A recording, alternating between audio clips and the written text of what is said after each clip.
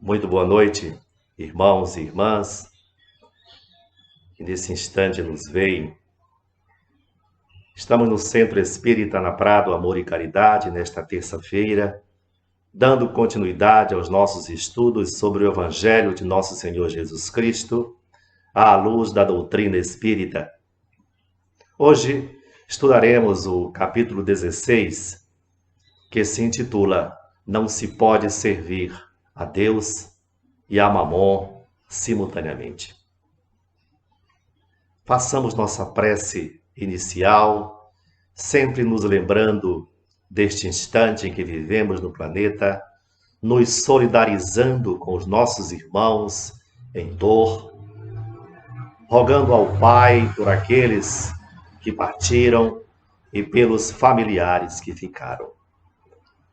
Pai nosso que estais nos céus, santificado seja o vosso nome. Venha a nós o vosso reino, seja feita a vossa vontade, assim na terra como nos céus. O pão nosso de cada dia nos dai hoje.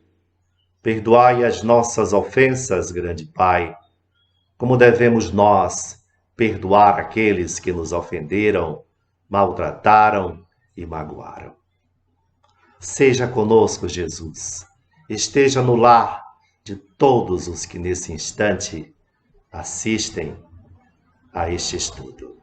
Que a paz de Jesus esteja com todos nós. Que assim seja. Pois bem, irmãos queridos, hoje nós iremos estudar um tema muito belo que se chama Não se pode servir a Deus e a Mamon simultaneamente. Nós temos algumas passagens destes ensinamentos no Evangelho de Lucas e no Evangelho de João. Diz em Lucas: ninguém pode servir a dois senhores, porque ou odiará a um e amará a outro, ou se prenderá a um e desprezará a outro. Não podeis servir simultaneamente a Deus e a Mamon. Em outra passagem, a do jovem rico, um jovem procura Jesus e diz que quer segui-lo, e o mestre lhe pergunta se ele tem seguido os mandamentos. Todos eles, e o jovem rico responde que sim, que seguia a todos os mandamentos. Então Jesus lhe diz: bem, se queres me seguir, vende tudo o que tu tens, divida com os pobres e depois me siga.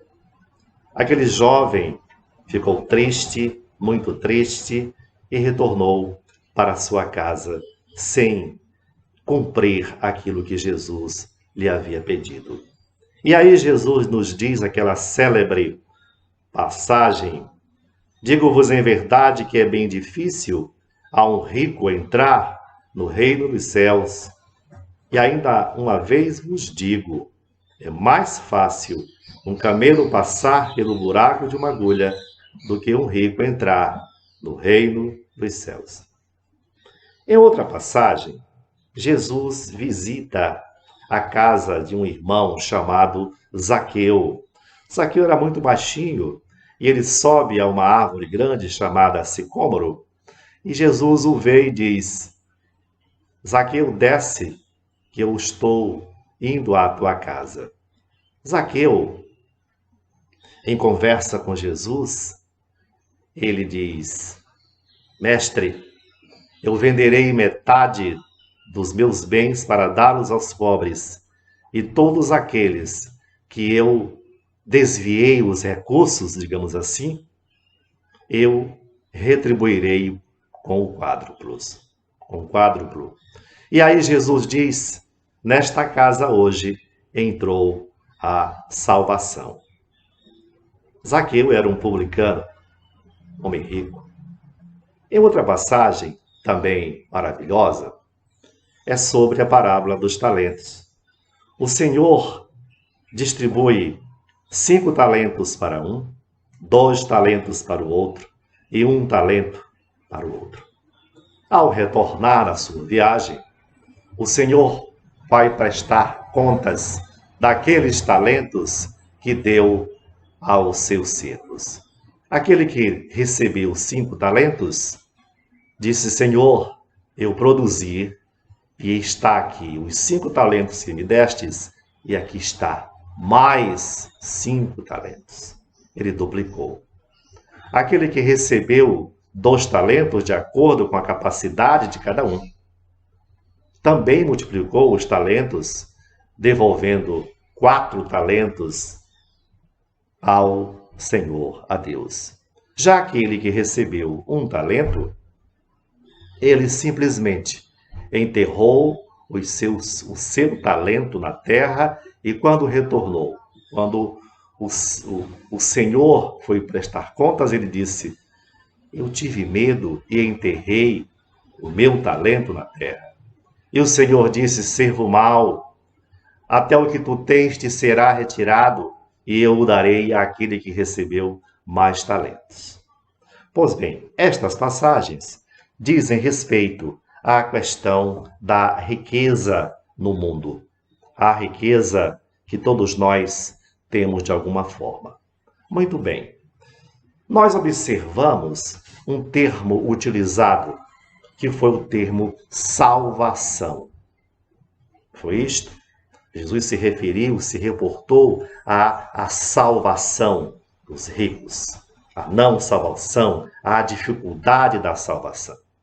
Salvar, em bom português, significa livrar alguém do perigo ou da ruína, significa defender, significa abrigar alguém.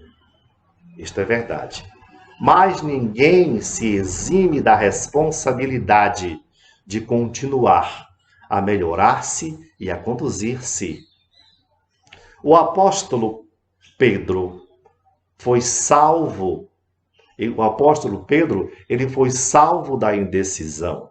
Lembram-se que Jesus o salvou quando antecipadamente lhe informou que ele o negaria por 3 vezes?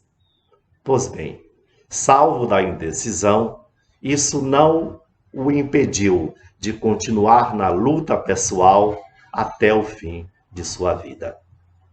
O apóstolo Paulo, salvo da crueldade, quando Jesus apareceu às portas de Damasco ao apóstolo, o apóstolo Paulo, após receber esta salvação, este auxílio da espiritualidade, continuou firme na sua reforma íntima até o final dos seus tempos no planeta.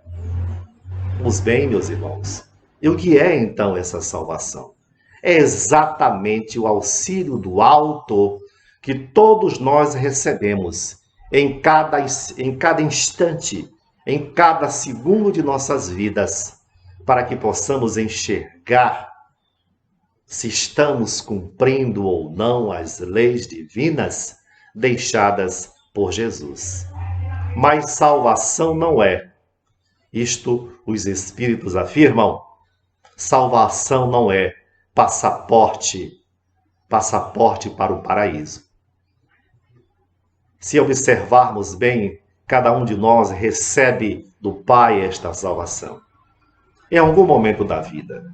De repente, você que nos vê nesse instante, faz um repensar da vida e inicia um processo de observação das leis divinas. Alguém que passa à porta de uma igreja católica e ouve a homilia do padre e de repente ele desperta para a vida. Alguém que vai a uma igreja evangélica, alguém que vai aos irmãos da Umbanda, desperta para a espiritualidade e dos seus compromissos para com o Criador, para com as leis divinas. Salvar é isto, é entregar aquela tábua de salvação para que possamos dar continuidade ao cumprimento das leis divinas. E não esqueçamos de que a maior tábua de salvação que nós temos é o Evangelho de nosso Senhor Jesus Cristo. Muito bem. Será então a riqueza um meio absoluto de o homem não conseguir esta salvação? Será que Deus, o misericordioso, colocaria nas mãos do homem um meio de o perdê-lo definitivamente? Ora, se todas as coisas, se todas as benesses são dadas e permitidas por Deus, ele não colocaria nas mãos do homem algo que pudesse perdê-lo definitivamente, algo que não pudesse salvá-lo em absoluto. Nós precisamos entender isto, e Jesus demonstrou isto. Vejam que diante do jovem rico, o mestre disse: vai, vende tudo o que tu tens e depois tu me segues. Mas com Zaqueu, ele aceita tranquilamente quando Zaqueu diz: mestre, eu venderei a metade dos meus bens. Ora, por que Jesus aceitou a salvação de Zaqueu e não aceitou a salvação do jovem rico? É porque Jesus enxergou aquele jovem rico como alguém agarrado aos bens materiais, apegado aos bens materiais. E isto, meus irmãos, faz com que a riqueza mal utilizada, faz com que mamon, que significa riqueza, quando mal empregada, desvia o homem dos pensamentos divinos. Em verdade, não é a riqueza a razão da perdição, a razão da não salvação. É o homem, somos nós que a empregamos de forma errada. Esquecemos o outro, temos muito, mas não somos caridosos. Aquele jovem rico não conhecia o que era caridade. Ele era um homem, digamos, diante da sociedade, um homem bom, um homem honesto, mas, diante dos olhos divinos, não era assim que procedia. Jesus, com a capacidade que tinha de enxergar os corações humanos, observou que aquele jovem rico precisava daquele remédio para que vencesse a sua obstinação pelos bens materiais. Mas nós estamos na Terra e ao reencarnarmos, temos várias provas a cumprir, vários resgates a executar. Qual será mais difícil de cumprir? A prova da riqueza ou a prova da pobreza? Dizem os espíritos de que a prova da riqueza é uma das provas mais difíceis que o homem tem por cumprir neste planeta. Por quê? Porque a riqueza tem a capacidade de arrastar o homem a abismos insondáveis, tem a capacidade de induzir o egoísmo, tem a capacidade de excitar o orgulho que todos nós ainda temos que extrair de nossa alma. É por isto que a prova da riqueza é uma prova difícil de ser cumprida. E é por isto que Jesus disse que é mais difícil um homem rico passar por um buraco de uma agulha do que um camelo. O mestre fazia estas comparações maravilhosas para tocar os nossos corações. Ora, mas, assim como é uma prova difícil, pode também ser uma prova de oportunidade. Por que não? O veneno de uma cobra não pode ser processado e transformado em um antídoto contra a própria cobra? Assim também é a riqueza. Se o homem se concentrar, se conscientizar de que ele não é proprietário, de que ele é um mero usuário, usufrutuário dos bens que possui, se ele aprender a dividir, se ele deixar o egoísmo de lado, se ele fazer com que estes bens que ele possui sejam destinados ao trabalho do outro, ao progresso da humanidade, ele estará, sim, fazendo da dificuldade uma possibilidade de salvação e vencendo magnificamente as suas provas. É assim que Jesus nos tem ensinado. A riqueza é necessária, sim. Jesus não condenou a riqueza, não condenou a nossa busca pelo melhor. Se observarmos bem, a riqueza propicia o progresso da humanidade. Recentemente, nós estamos vendo os bilhões que estão sendo gastos para conseguirmos uma vacina contra o coronavírus. Bilhões estão empregados na ciência para produzirmos mais, para alimentarmos mais irmãos que estão no planeta e ainda os que virão. Então, a riqueza, ela não é um meio absoluto de perdição do homem. Mamon não é este meio que leva sempre o homem a um caminho de dificuldades. Se nós soubermos utilizá-la com propriedade, nós seremos capazes, sim, de transformar este teste em um teste luminoso para todos nós. E vejamos, ora, alguém poderia perguntar, mas por que Deus não dividiu igualmente a riqueza do mundo para cada um de nós? Por uma razão muito simples, meus irmãos. A felicidade de um homem não está na quantidade de dinheiro que ele possui. Se esta fosse a razão da felicidade, tenhamos certeza, todos nós nasceríamos com um pote de ouro ao nosso lado. Se tomássemos as riquezas do mundo e dividíssemos nesse instante pelos bilhões de almas encarnadas, não tenhamos dúvidas, brevemente o desequilíbrio estaria novamente na Terra. Porque as pessoas não são iguais. E quem iria trabalhar? Como ficaria o progresso material e intelectual do ser humano? Então vejam a justiça de Deus. E vejam muito mais. E aqui nós teremos que mergulhar um pouco mais. Nós não vivemos, meus irmãos, muitas vidas, ou uma vida só. Nós vivemos muitas e muitas vidas.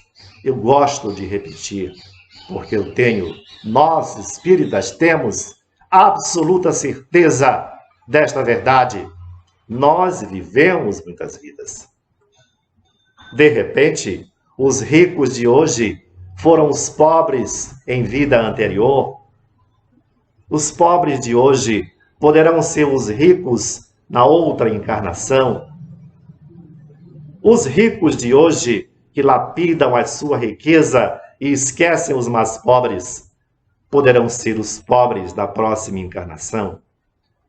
Observemos a justiça divina transportando a riqueza de mão em mão, de país em país. Esta desigualdade, meus queridos irmãos e irmãs, ela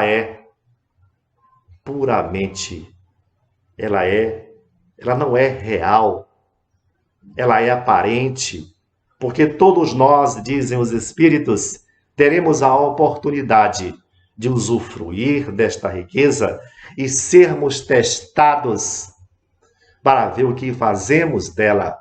Senão nos tornaremos como o jovem rico que virou as costas para Jesus e preferiu ficar com os seus bens.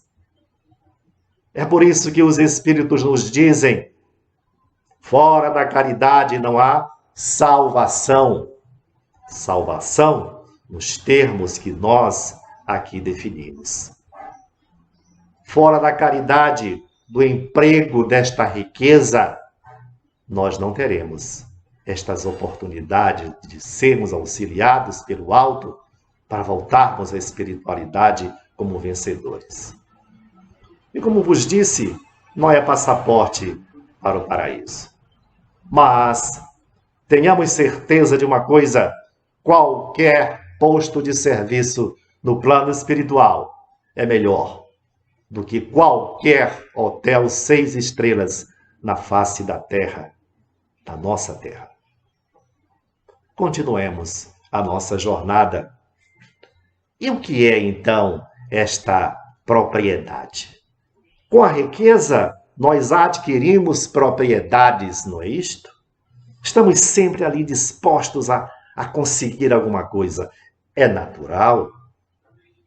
Isto é bom, isto é progresso, desde que estes atos sejam fundamentados na honestidade. Mas já paramos para pensar um pouco no que seja a verdadeira propriedade?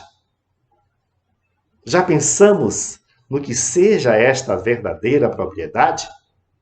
E aí os Espíritos nos socorrem e eles nos dizem: irmãos, a verdadeira propriedade é somente aquela que podeis guardar dentro de ti e levar contigo. Levar contigo para o mundo espiritual, para a pátria real, para a pátria da verdade. Enquanto estamos aqui neste mundo encarnados, tudo aquilo que temos, não somos proprietários reais. Somos usufrutuários de todos esses bens. Quando voltamos, não seremos perguntados quantas casas tu tinhas, qual a quantidade de dinheiro que tu deixaste no banco. Não. Nós seremos perguntados qual foi a cota de avanço moral, de amor, que tu conseguistes quando estavas na terra. É este o sentido da parábola dos talentos que eu falei no começo.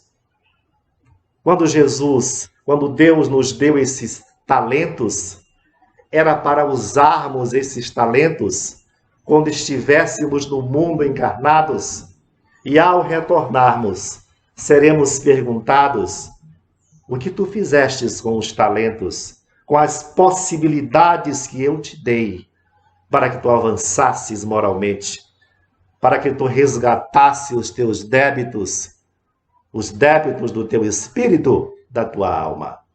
Multiplicastes? Ou tu enterrastes na terra, como fizestes aquele meu servo mau? Se o enterrastes, até o que tu tens te será retirado. Essa a razão, meus irmãos, de alguns sofrimentos que nós não entendemos quando estamos enxergando, andando pela face do mundo. Muito bem, caminhemos. Mas vamos nos lembrar de Jesus? O mestre querido, por acaso, nas suas andanças pelo planeta, andava com um alforje cheio de ouro? Não. Jesus não tinha 1 centavo em seu bolso. O que eu quero dizer com isto, como dizem os Espíritos, nós temos outras riquezas e que não observamos. Nós temos a saúde, que podemos utilizá-la na recuperação de alguém que esteja doente. Nós temos os braços, que podemos auxiliar. Nós temos as pernas, que podemos andar para fazer a caridade para o outro. Nós temos a inteligência, e com ela podemos auxiliar aqueles que se encontram na ignorância. Nós temos a vida. Maior bem que nós possuímos, não tenhamos dúvidas de que é a vida. E nós podemos dispor desta vida em algum instante para fazermos, para abraçarmos o outro, para termos caridade, para com o outro, para não sermos como o jovem rico, para termos a possibilidade de passarmos pelo buraco da agulha. Nós temos sim estas riquezas e nós podemos também empregá-las. Nós precisamos ampliar este conceito de riqueza. A riqueza não se constitui unicamente no dinheiro que se tem, nas fazendas que se tem, nas Ferraris que alguns têm. Nós temos riquezas maiores e nós podemos empregar isto na caridade para a salvação, não como passaporte para o paraíso, mas como despertar de consciência para que possamos cumprir as leis divinas.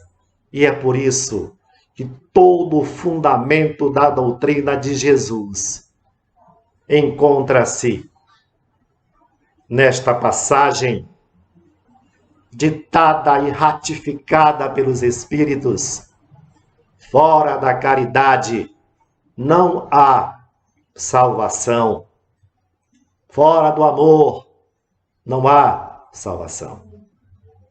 Portanto, irmãos queridos, vamos empregar estas riquezas para não nos tornarmos, entrarmos em dificuldade e passarmos com mais facilidade pelo buraco da agulha. Nós temos um texto maravilhoso de um espírito chamado Lacordaire, que trouxe a Kardec em 1863, na França, e que ele nos diz, resumidamente, sobre a riqueza e o emprego da riqueza. Diz ele, fiquemos atentos, sabei-vos contentar com pouco, se sois pobres. Não invejeis os ricos, porque a riqueza não é necessária à felicidade.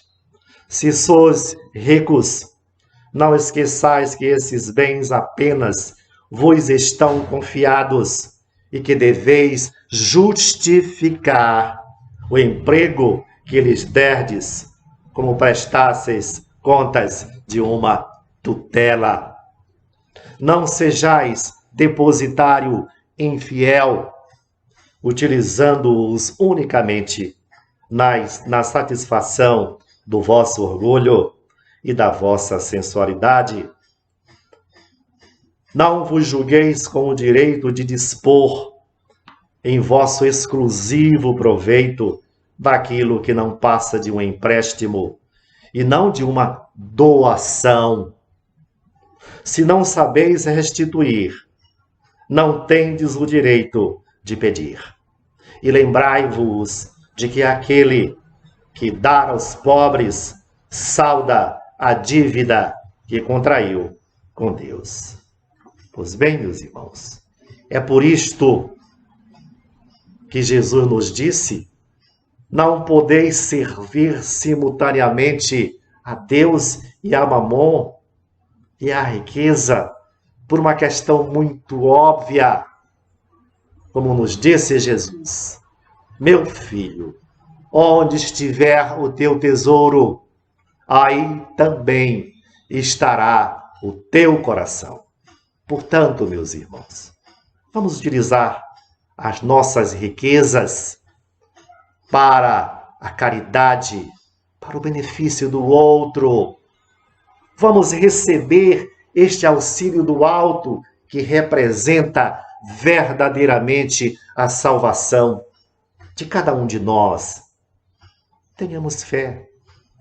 Estamos aqui de passagem e vamos carrear aquilo que temos, dividir nosso tempo, nossas riquezas morais e materiais com o outro.